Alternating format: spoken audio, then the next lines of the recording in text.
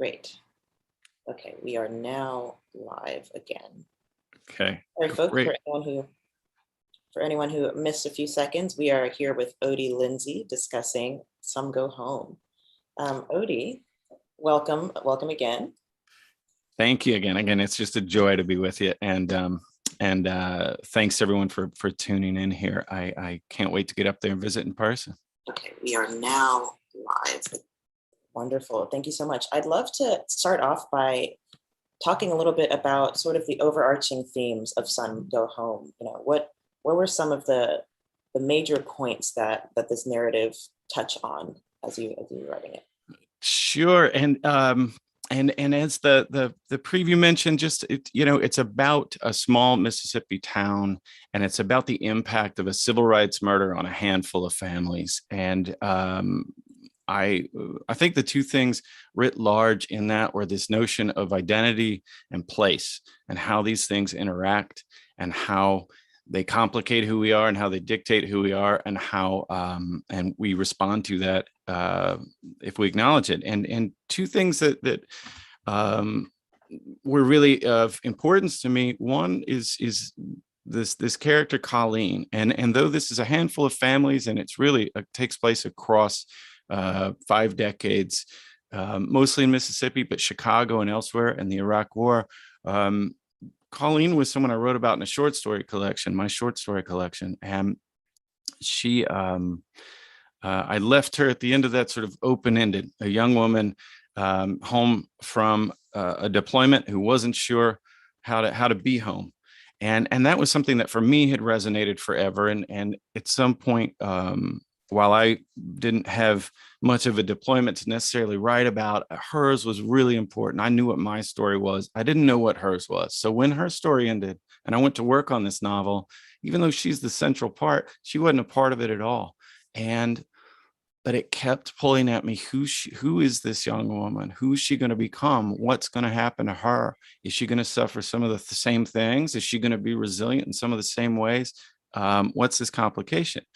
And meanwhile, while she's just there, I spent about 10 years working on a project that was called literally the Mississippi Encyclopedia.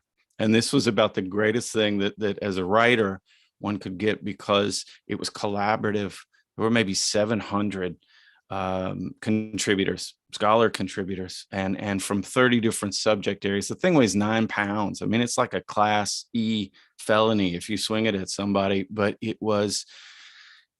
covered thousands of different entries, civil rights, the Civil War, to indigenous cultures, to you name it, modern politics, art, writing.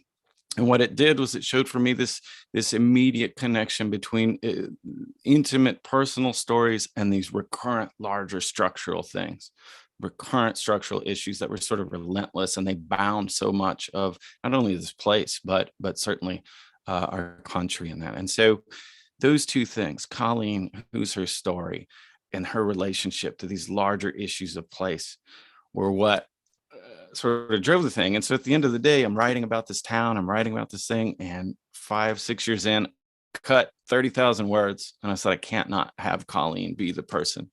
And I brought her story in and rewrote the thing around her. That's a whole lot of yapping, but really that was it. The push and pull between the individual and these larger sort of structures that define us, or try to, in the way in which we respond.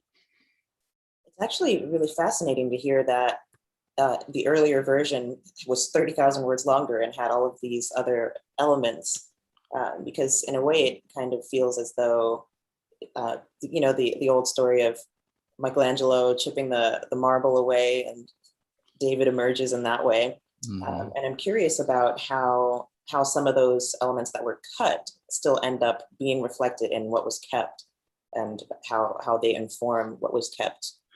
Sure. Well, I mean, some of the things that I'm still fascinated by and that are here, certainly the stories of there's a young man, a fairly young man, he's younger than I am, who is from Chicago, and he moves to this small Mississippi town, and he is a widower, and he's going to raise a daughter in this town. And I thought the idea of there's such an extraordinary connection with Chicago and Mississippi, but you certainly doesn't always seem that way. So the idea of this sort of outsider who comes into a town, the notion of raising a child, in particular, a daughter, in this space where gender can be so, as with everywhere, so sort of constructive. And I thought, wow, that would be something to pursue. That's still a major part of this.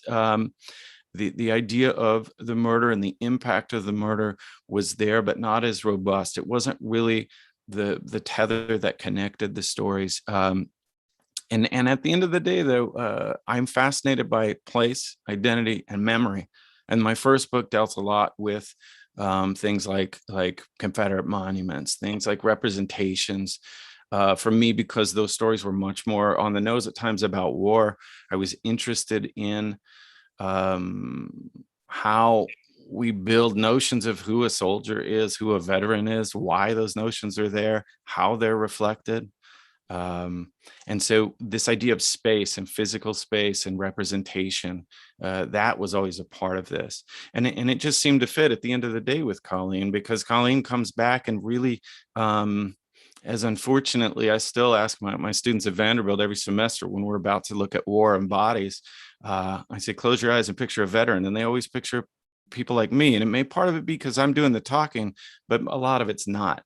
And so I always thought, well, what does that mean for Colleen? What does that mean for her to be standing outside of this representation in this small town? So yeah, that's, these are the things that again, the individual versus place, and how those things can complicate, contradict, or manipulate story in this sense. I'm curious because you did mention Colleen and how gender interacts with her experience as a character.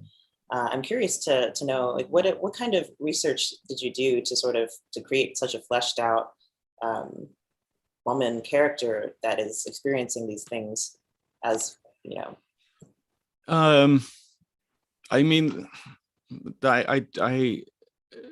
I think that first and foremost, it's in terms of fiction. In terms of fiction, you have to at once hopefully realize your limitations, and then say, okay, I'm gonna spend an extraordinary amount of time with this character. And so everything, I don't know if it's certainly not research, but having deployed with female and or other non-traditional soldiers, that was pretty immediate there. From then, I think I did a ton of reading. I went to graduate school looking at cultural studies of the South in particular, and studying representations of gender in war literature and sexuality. I spoke with many female veterans or other non-traditional veterans, and would cross paths and just be open as I could. Often, I mean, I'm so fortunate that they would come and hear me read, and we could speak about things. And the last thing I did, which again is in service to the fiction, is I spent way too much time with Colleen, having conversations. My partner in childcare probably just would listen to me have these talks, or have a beer with Colleen. We're going to sit and watch things. We're going to talk, inhabiting this fiction as best I could. And also at times, because it is this is fiction, I think for me, in process wise, there were some inclinations where I would say, here's what Odie Lindsey would do. And that's when you go and you say, no, but do the opposite, or do something different or tangential, because it's not, and just to keep that push-pull at bay, and letting that person exist was a really big part of this. Thank you. Something you just said made me curious about how much of your personal experience informed these developments, these characters, and the history kind of the three-generational family. I'd love to hear you speak a bit about that. Thanks. Yeah, and again, there are many families here, and most of them, there's a lot of class dynamics at work here. And again, this relationship to memory, if we think about this civil rights or murder, it's going to impact all of these things. So I don't have an immediate connection to a civil rights or murder in that particular way, but I am of and from the South as much as I have to get out of here and then come back. I have a spectrum of family members. I try to be attentive. I try to travel. Yesterday, no, 2 days ago, it's been a blur. I mean, I drove down to Fort Benning, Georgia, just to walk around the infantry museum and see who's represented there, and then walk into Phoenix City, Alabama, and then drive over to Macon and drive to Plains, Georgia, where Jimmy Carter's from. I've been on this whole, what is the South? Who is the South? How complicated or not is the South? Because I think they kind of coexist. It's a one-liner, and it damn sure isn't. But as far as your question, my experience, at some point, several years into writing fiction, I realized that the best that I can do outside of time, attended time, was to offer sort of detail, but I couldn't inhabit the character. I'm like the khaki pants of characters. Like, nobody wants to read me. But if I have a detail or two that I might notice, and I try to work that into the draft of the character. I try to work that into how they're living, what they're watching, what they're doing. And ideally, that really populates their story and makes them dimensional or textured or as real as possible. So that's, the extent of it is me just watching and trying to remember tiny detail or remember complications and weave them in there. Thank you. Okay. As you were just speaking a bit about being of and from the South, and you spoke a little bit earlier about place and environment and how that is a huge element of this book, especially in your writing. I'm curious about the fictional town of, it's Pitchlynn, is how we say it. Yeah. So tell me a bit about how Pitchlynn came to be and how you sort of invented this community and this environment. Sure. Yeah. There. Again, I mean, certainly, it's sort of a combination of an entire stretch of sort of North Mississippi, and I would drive around there and look around there. There are some things that are kindred to many towns in the South. For instance, the Courthouse Square, which at least 3,800 of them have some sort of or had, hopefully won't have very much longer, some sort of Confederate memorial that is standing there. These things, identity-wise, in terms of a like radical sort of PR campaign, can connect some of those dots. But I would drive around to different towns, and I would look at some of them which had been that had architecture which had been around antebellum times, some of which had architecture that was post-war, and looked at the way in which neighborhoods interacted. I looked at the way in which these towns, and this is certainly not specific to anywhere, but I imagine to DC as it was in Chicago and as it was in Austin, where I lived everywhere else, the way that these towns were sort of gentrifying often, and this packaging of boutique sort of South versus sort of, what revitalization meant, which applications of memory were important.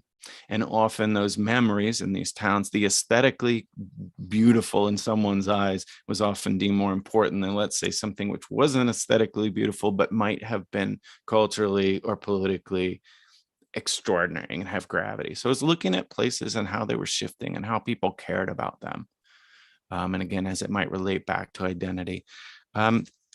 Sometimes I draw a map.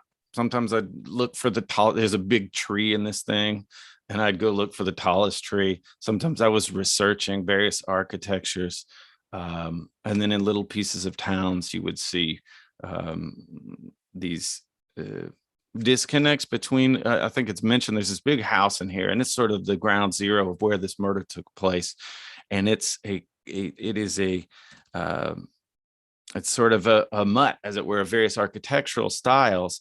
But it mentions this park that was designed by Calvert Vaux, a partner of Olmsted, Frederick Law Olmsted. And I would put things in that because those spaces exist across these North Mississippi towns. And it also makes it much more interconnected, I think, with the larger landscape. We think of this place as being so isolated, but it's not in that way. So built into this town, I would just, I would say, well, so-and-so did this, so-and-so did that. Look at how this reflects how this speaks with this part of Chicago, maybe this notion of property flipping or rehabilitation, or what's beautiful or not, what's not, or boutiquing of a town, and who gets to do that, and how it plays out, and how communities battle over what's important. That's a big answer. You can tell, Shady, I'm just yapping away. Forgive me. You can hold up a flag if you need to. No, absolutely not. This is wonderful. I think it's very insight. It's giving me a lot of insight into sort of what the construction of this town really means in the grander scheme of the story, and how much work was put into creating this environment, creating the space. I'm curious too. We have some time set aside if you would like to offer our viewers a reading to read from Some Go Home, and we can discuss a few excerpts if you'd like. Yeah, sure. Thank you. Yeah. I'll read. I've gone back and forth a little bit, but I'm going to read a couple of different selections that focus on Colleen, because again, she is sort of the sun and the solar system here. And trying to think if I want to go 2 or 3. I don't want to tax y'all too much. I've already done it. If you're still here, damn it, that's your problem. So I'll read a little bit that's from the middle of the book, but it actually takes place 4 or 5 years before the start. And again, when I say the start, Colleen marries somebody who is the son of a exonerated or acquitted civil rights era murderer. So she's really, it's all coming home for her. But this is before then. This is from when she was back from deployment, and maybe like many of us is trying to figure out who she is, how she fits in, how to be back in your town that you left and went, around the globe and were radically dislocated from stuff that you knew and were supposed to squeeze right back in. So she's on the hunt for something new to be. And this is one of the places where she ends up. The summer sun slapped her, belted her, bronzed her, blazed. She was bloated. She was on her period and felt like a bloated maraschino under a cafeteria lamp, a buffed up pickled cherry atop a box pudding pie. The Corvette she rode in on, 67 convertible, 427 cubic with rally red paint, didn't have a back seat. So Colleen's ass was plopped on the metal of the trunk, her high heels dimpling a folded dish towel on the shotgun seat leather. It was oven hot June, her pantyhose constricted and the sash sawed at her neck. There were American flags of various sizes in hands and on lamp posts and picketed into the ground. Colleen waved at the crowd and they all waved back. Lap after lap, the vet cruised around town square, the aroma of cotton candy and hot funnel cake wafting. Her dress was short and shiny, made of spangles, felt shrink-wrapped. Laps and laps around the courthouse square, past strawberry kiosks and strawberry hats, and white paper plates of real strawberries dolloped with Cool Whip. The banner above was the same from years past, proclaiming the annual Strawberry Festival. Colleen had no idea if they even grew strawberries on a commercial level in Pitchlynn, Mississippi, but she was positive that these berries had come from somewhere else, given that nobody's garden ever produced any in April. After April. There were Mexicans in town now. Maybe not Mexicans, but Colleen believed them to be Mexicans. Their children spoke with redneck accents. They were nice enough folks. Save for the church or the store, they pretty much kept to themselves. Though here they loitered in groups on the edge of the crowd. Round and round they came in jean shorts and t-shirts with their own American flags. And whenever the car idled, the hot exhaust caked up in the still air. A driver had got to keep this vet moving, Colleen thought, crawling along. He has got to keep up the breeze. Round and round. She circled the white pillared courthouse at the center of the square. Folks were gathered by the Confederate statue, the white marble soldier who stood at attention with rifle facing south. She'd seen him all her life. They all had. Colleen figured she'd won the pageant because she was a veteran. She hated that she was a veteran. She was proud and guilty and confused by being a veteran. And she so wanted these folks to understand what it was like. And yet knowing they never would, and that maybe she never would, she wished she'd signed up to extend her tour, had at least re-upped to Germany or Korea or anywhere else forever. Round and round. A veteran, a woman, Southerner, high school grad, a number of things. And now the strawberry maiden of Pitchlynn, Mississippi. Thank you. Certainly. So this is a memory that Colleen is having that happens before the sort of official beginning action of the book, is what you're saying. Yeah, this is sort of a throwback. And again, it starts in and it sets sort of in general, 2010s, maybe waning days of the Obama administration and the lead up to sort of to Trumpism. But this takes place 4 or 5 years earlier. So she's throwing back and to right when she's come home, and we spend a chunk of time there as she's trying to figure out how to be, who to be, where she fits in. Yeah, and I wanted to go through that process again, because I think for so many veterans, not some people I've known who have come home and they don't miss a beat. So I don't want to be, don't in any way want to like give that a singular narrative, but I think a lot of people often take time to find their footing. And so part of that was important to me, that the story opens 4 or 5 years later, she's married, she's in a house, she finds out that she's pregnant. But as that story progressed, I said, I want to go back and show who she was and how she may have stumbled into this life that we're going to start her off with. Absolutely. The excerpt discusses a little bit her sort of feeling of disconnection and her unwillingness to be the strawberry pageant winner. Yeah. And the maiden. Yeah, the strawberry maiden, which I had to pick that word as to, it really. Oh, it's good. It's very good. I feel like if there is a strawberry festival somewhere, the pageant winner is definitely the strawberry maiden. There you go. Yeah. But it's discussing a bit about, revealing a bit about how she feels completely alienated, even as she's being celebrated in that moment. And can you speak a little bit more about how that jumps for the character, as this is a reflection to 5 years before the very beginning of the story, and maybe some of your process as you're kind of developing these changes that happen sort of off screen, so to speak, or off page, so to speak. Yeah, I mean, I think one of the things that I really want to do, and this even goes with the man who is the elderly man who will be her father-in-law, is I didn't want to provide a one-liner narrative.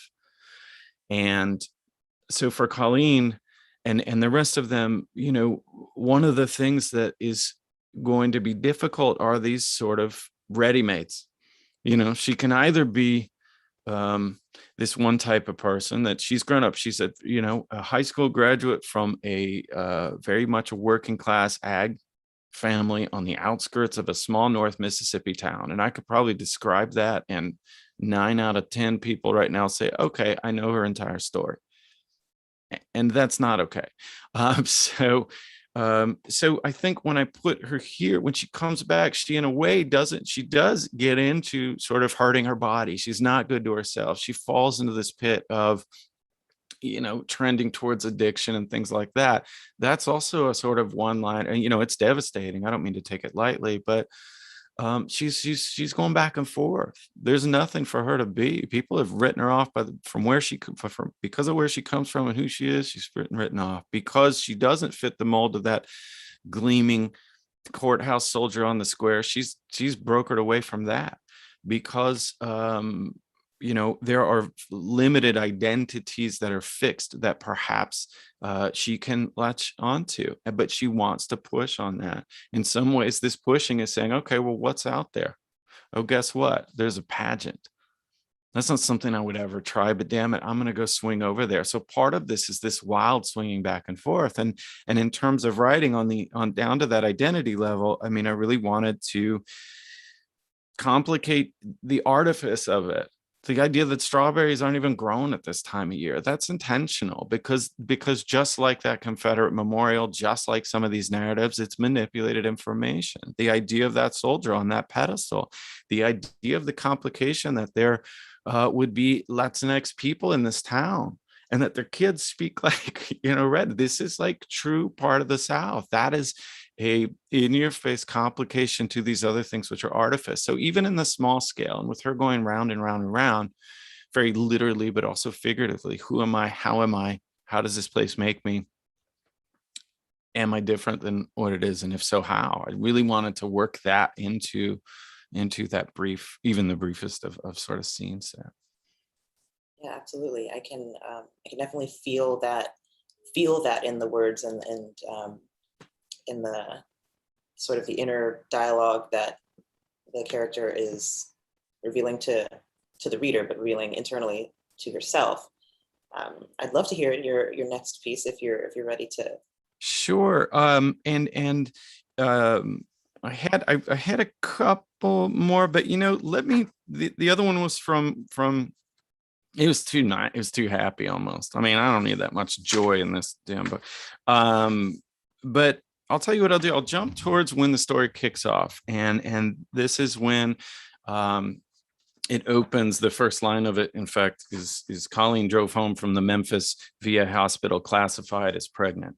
So this is 4 or 5 years after this time when she's going around the square and she has her moment of chaos, and she's wound up in this relationship with this young man who is sort of this seemingly kind of one-liner good old boy named Derby, but he is the child of this acquitted civil rights era murderer. And he's been ducking it for a long time. But 3 things happen that kick the story off. One is Colleen finds out that she is pregnant, and this is going to trigger some specific war era trauma, inability to sort of caretake or look out for other folks.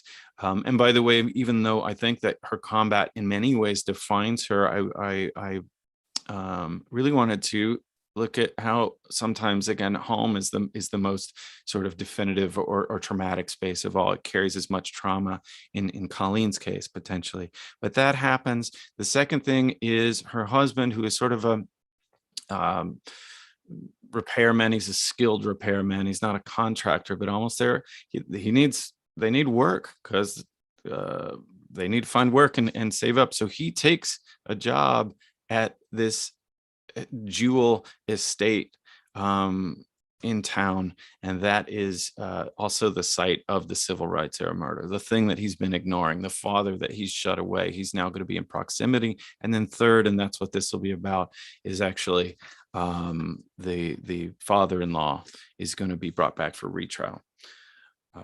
Colleen woke the next day, this in her house, to the bleat of the phone on the stuff-cluttered bedside table. She pawed at the pillows. Answer that, babe, Derb. His side of the bed was empty, meaning that he probably left for work. And when the phone quit ringing, Colleen sank back into sleep until it rang again. She groaned, reached over, and clicked on the cordless. Hello? Speak to Derby, a woman asked. Her voice was young, yet nicked.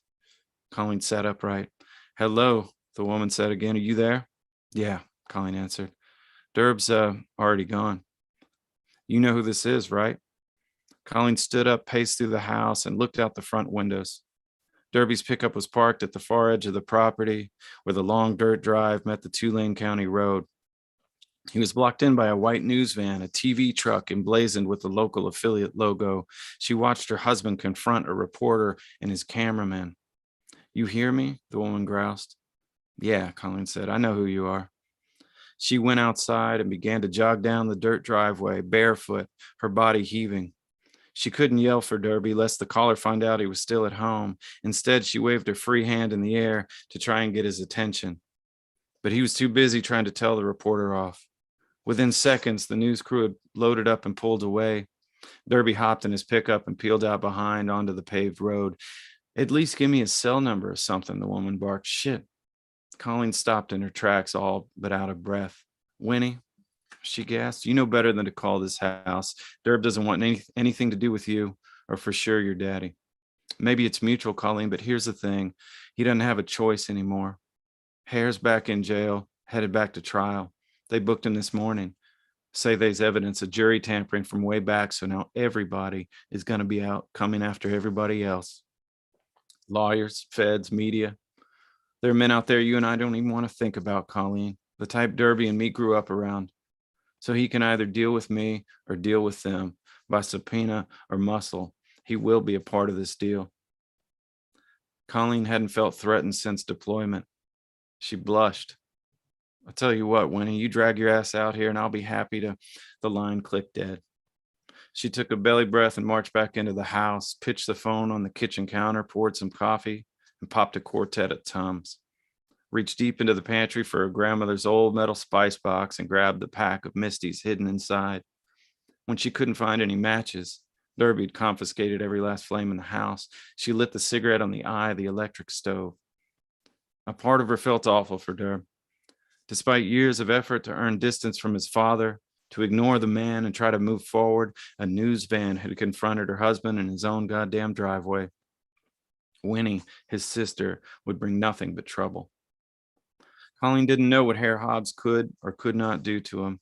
She only knew that there was a murder of a black man long before she was born, that Hare had been tried but set free, and that some folks had branded this a sham, while others claimed him a victim turned hero, a resistance fighter of sorts. She understood that Derby's childhood had been marked by Hare's public invective, by vile speeches and stunts that some has claimed as cover for darker actions. And over time, the town had ostracized Hare, his family, by extension, their own complicity, though the latter had been a long time forgotten. And because Pitchlynn, Mississippi was a chatty little place, she knew that Derby would now be returned to the front lines of judgment. So yeah, part of her felt awful for her husband, yet more so, another part fumed. Fact was, the estate he'd hired on to flip was also ground zero of his trauma, a space co-defined by Hare Hobbs. The so-called Wallace House Manor was a historic visual icon and a battlefield of sorts, a site at the dark heart of Pitchlynn itself. Akin to a monument or burial ground, it was best left undisturbed, lest you stir up the past you never wanted to face. And Derby now flaunted its disassembly. He was all but removing it on behalf of a new owner, an outsider no less, as if no one would notice, as if no one remembered. And despite years of refined passivity, her husband had placed himself in the crosshairs of conflict. What's more, he'd positioned her and her children there too. So the vital question for Colleen was whether Derby would fight what was coming or burrow deeper into denial. She favored the former tactic. Thank you. Thank you so much. Certainly. So this excerpt seems to kind of reflect on both Colleen's experience as a vet, kind of coming back at odd moments to almost trigger her and to remind her of that trauma, and then now she's also coping with a different person's trauma and experience, and how that barges into the beginning of her family. So I'd love to hear you speak a little bit about that and how these kind of parallel each other a little. Sure, absolutely. I think, in the small scheme, as we know, trauma isn't linear, right? It doesn't move as the crow flies. It comes back in as it wants to. And so again, for Colleen, it is going to duck back and it's going to she's going to be triggered in part because, again, she's going to be pregnant, and there's some specific stuff, but also because that's the way it goes. The war experience, as with any other trauma, doesn't stop when you get home. So I think that's the same with Derby, and it's the same really with these families in general. And maybe it's about how they're reckoning or not reckoning with the past. Right. And in specific, when we talk about this space, this Wallace house and this murder, some people or the relationship even of Derby to his father, some people want to go back and they retry it and bring it to light, no matter how old this person might be. Some people want to pretend like it never happened. Some people want to rewrite history in this particular way. Some people aren't even going to get a voice in this thing. So I think it was all really interested in power packing. How do people respond to or reckon with trauma or reckon with their past? And what happens when they can't, when it's not working? Colleen's never going to outrun her experience. Derby's never going to outrun his. this little town is never going to outrun theirs. The nation, as far as I could tell, is not outrunning it. And so what I really wanted to do again was look at the individual in these larger structures and, damn it, put it all right at Colleen's doorstep, bring it all right there. And this was forced her to again acknowledge the sort of cyclical weight of this thing. And wow, how do we deal with that? Because it's not gonna go away. Right. And one of the lines that stuck out was how the town at the time of the murder, they kind of split on how they wanted to react to it, but ultimately the unifying element was that they were attempting to push their own complicity out of the away from the situation. Absolutely. And I think that thinking about this guy Hare Hobbs and how it's too easy, it's appropriate, but it is too easy to say, look, 80-something-year-old racist white guy, the end, villain, go. And so for me, I really wanted to look at this idea of interconnectivity here. And again, this sort of cyclical nature of complicity or not, and how these different characters position themselves around it. And some of them, by the way, there's this same house, the mayor of the town, who has a vested sort of interest, would like to restore the house to this sort of boutique-y, Southern living, welcome, here's the new South, and we're going to serve you kimchi and rib tip, and we're going to treat you to this reimagined thing, in lieu of also dealing with her own relationship to this trauma, or being the beneficiary in some ways of this murder. So hopefully, like I said, the big thing here was, again, there's big individual trauma, the larger structure, but not having one-liners. The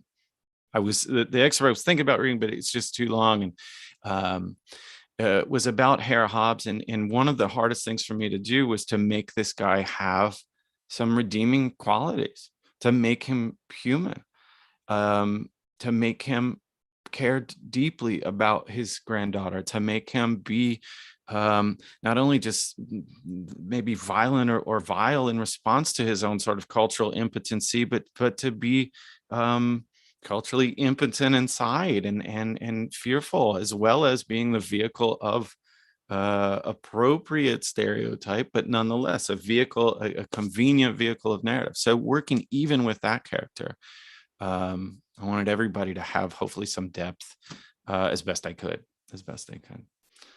Let's talk a little bit about that nuance, about the humanity of these characters, and how that in a lot of ways drives home the truth of these ideas. You mentioned sort of an accurate stereotype, but a stereotype nonetheless. Mm-hmm. And I think, perhaps maybe you agree, that a lot of what happens with, say, the bad guys in history, or the wrongdoers in society, is that we, again, going back to removing ourselves from complicity, we de-individualize and dehumanize the wrongdoer in order to distance ourselves from the fact that that person is a part of the community and is a part of our family, or is a part of all of those things. And I'd love to hear a bit more about Hare Hobbs and how you worked on that with that character.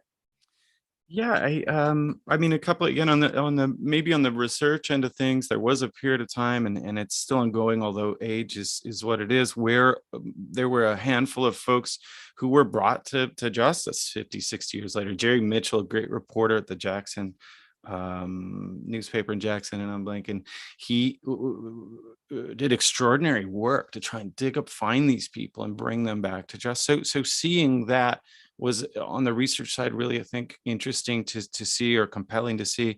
And you would see, as you often do, these people who are epitomized, sort of like the worst instincts or behaviors, and who were grandparents, and who, had these really soft, touchy things that humans have. And so I needed that to be the case. I needed to make this a comprehensive take on a comprehensive place best I could, and say everybody is connected to these larger structures, this larger cycle. And he can't be, he just can't be the one-liner bad guy. It's too convenient. And it's too cheap. And it's funny, I think about, of all the books that I love, you know, for years and years I would reread Bluest Eye, and as example, thinking about like Soaphead Church. You know, if you take Soaphead Church as a one-liner, he's a predator, a pedophile. He assaults young girls. He's and he's this sort of liar. In the end, like, that's all we need to know about Soaphead Church, right? But Toni Morrison is going to build in, within about a page and a half, by the way, this extraordinary history that involves everything from post-colonial or colonial sort of racism to generational racism to, she name checks de Gobineau, this one of the like leading sort of Western Hemisphere European proponents of scientific racism, to the idea of his psychiatric health, to the idea of he has moved around the United States, to the idea of his relationship to religion and his incapacity, to all of these terrible things that I could go on and on and on, as well as the fact that he got his heart crushed. He, at some point, despite everything and in his upbringing and everything else, he transcended, or he tried to transcend, his own colorism, and he married someone who was happy and who was darker skinned.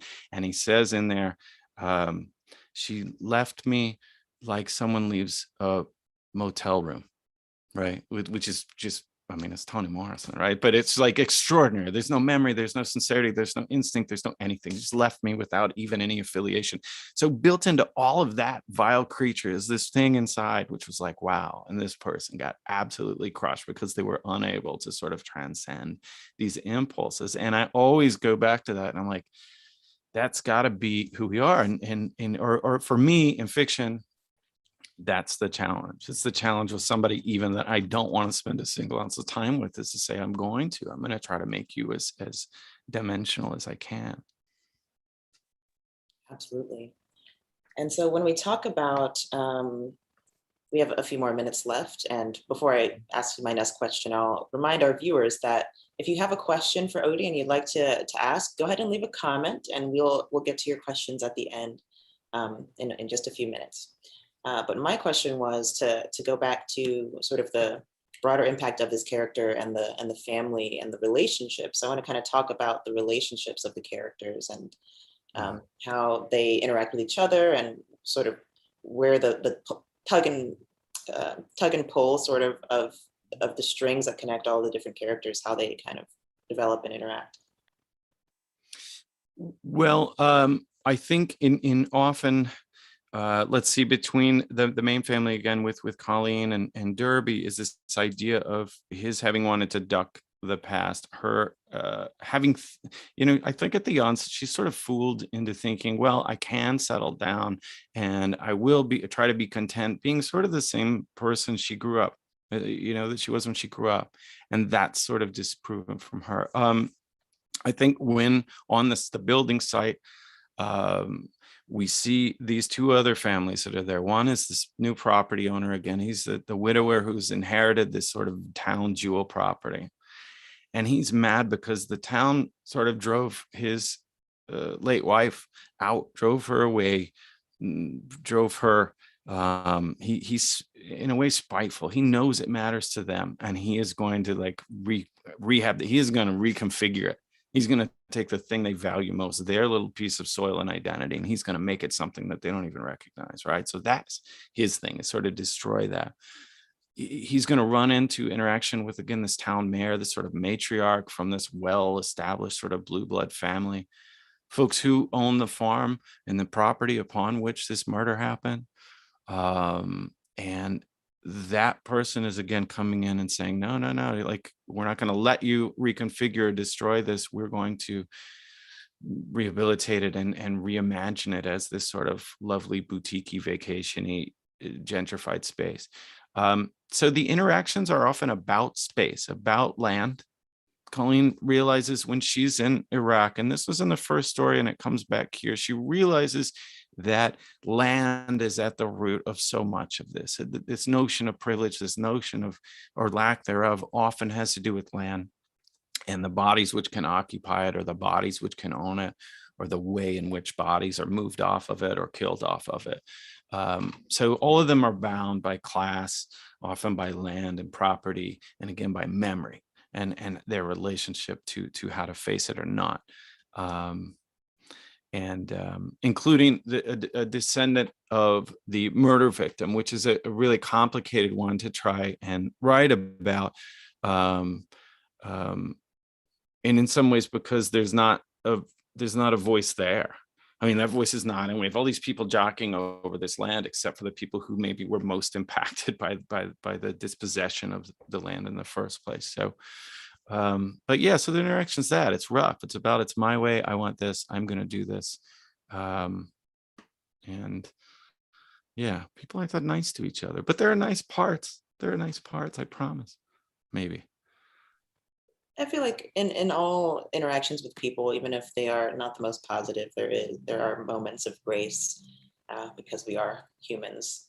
That's just my 2 cents. I hope so. I appreciate it. Yeah. I mean, and to that line, and I know, you know, another thing, because I teach in a medical humanities department, and it's really, I'm fortunate to be able to teach literature in an interdisciplinary space where so much of we look at has to do with social sort of determinants of health or social justice or all of these sort of legacy impacts on bodies. And so I think teaching literature there in the space, mostly to pre-med kids, which is awesome. They're so much smarter than I am, and they don't read literature. So I teach them literature, but they bring back, and we have this really horizontal engagement about good, bad, other, and about narratives on their end. It's saying these bodies aren't just checklists of symptoms. They're not just pieces of data. They're complicated, and they're you know, contradictory, and they're dynamic. And I think that hopefully I bring that into the interaction here.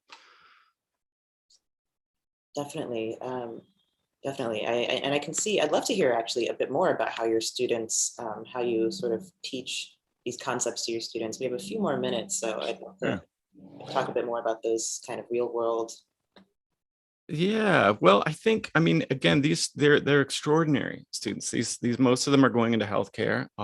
They are in this interdisciplinary space because they're interested in not just sort of clinical health, but the interaction of society and health, and you know, how the body in which we live often determines our relationship to health, and how those disparities exist and play out, where they come from. But what I do is really, their strong suit often is memorization. Their strong suit, among their many strong suits, but when it comes to literature, they can write the most phenomenal book report that you've ever seen. And I can't bear book reports, right? But no matter how well they write or how, ambitious they are, it's just terrible. So what I have to do is kind of do what, unfortunately, I've been doing here. Not unfortunately, because I love it, but I speak to them about the structures here at work. I speak to them about the dynamics of the character. I speak to them, if we're going to look at Mississippi and look at the way that these interactions, this representation of the courthouse square, this representation of the soldier, this in-migration of people, this idea of identity, this idea of policy, this idea of how it's celebrated, this idea of contradiction. You know, we're going to read Jesmyn Ward and think about how incarceration speaks to place, how environmental or ecological things speak to place, let alone, obviously, as best we can, unpack race and gender and other such narratives and how those play out. So by the end of it, they're reading, Toni Morrison, and they're able to give me this extraordinary feedback as to, well, how maybe some, let's say we look at, or forgive me, we look at Molly McCulley Brown's poem about eugenicist and sterilization, forced sterilization, and they're going to bring in this sort of medical history or ethical complications of, yes, this is when this took place. And we're going to be able to plug that into literature and plug it in and put a human to this policy thing, or this grievous sort of moral error, and how it gets complicated when you're looking at sort of whether fictional or non-fictional sort of depictions of the bodies that are there, and the narratives and lives of those bodies. And so, yeah, that's, I bring the lit, they bring the medicine, and then they flee as quickly as they can when we're done. But it's a pretty joyful thing. I mean, it's a really, I love teaching it.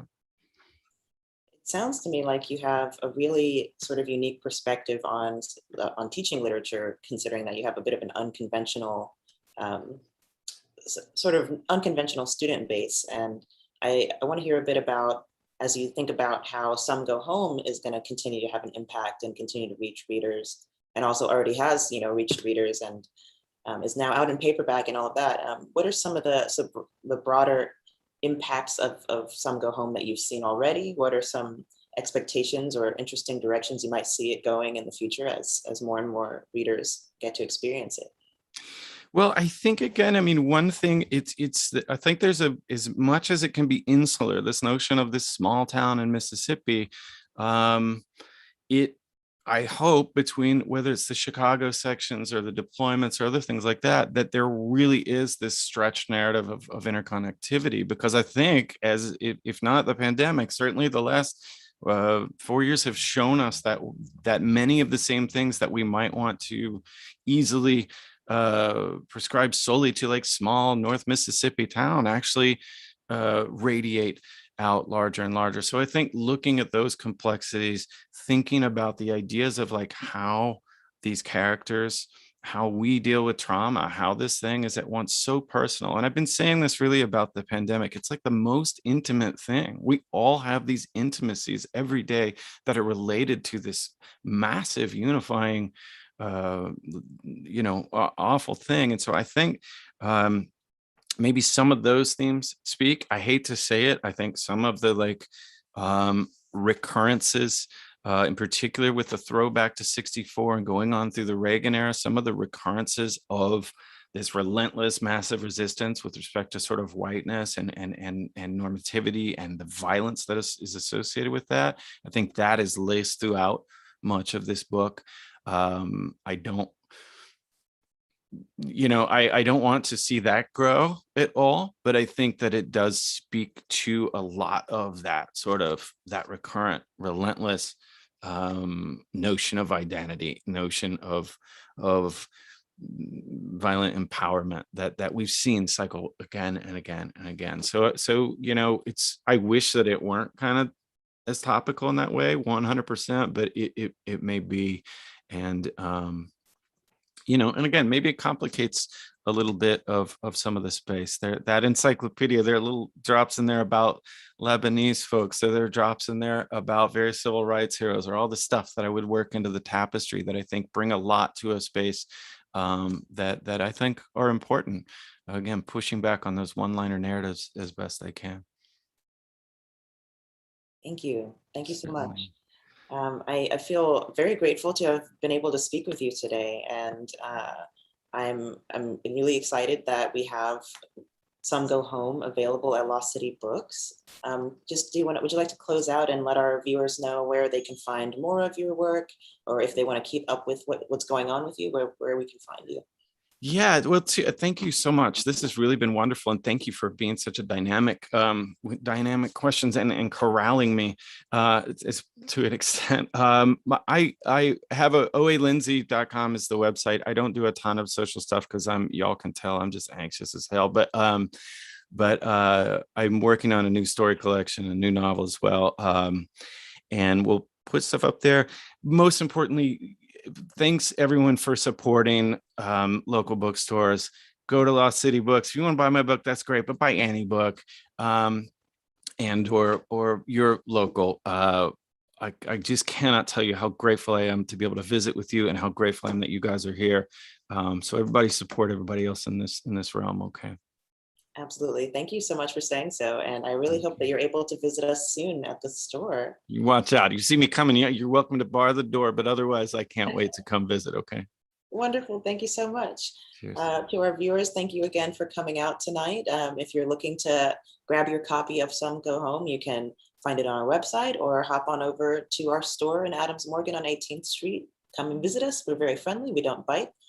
And just let us know how you feel in the comments and come back next time.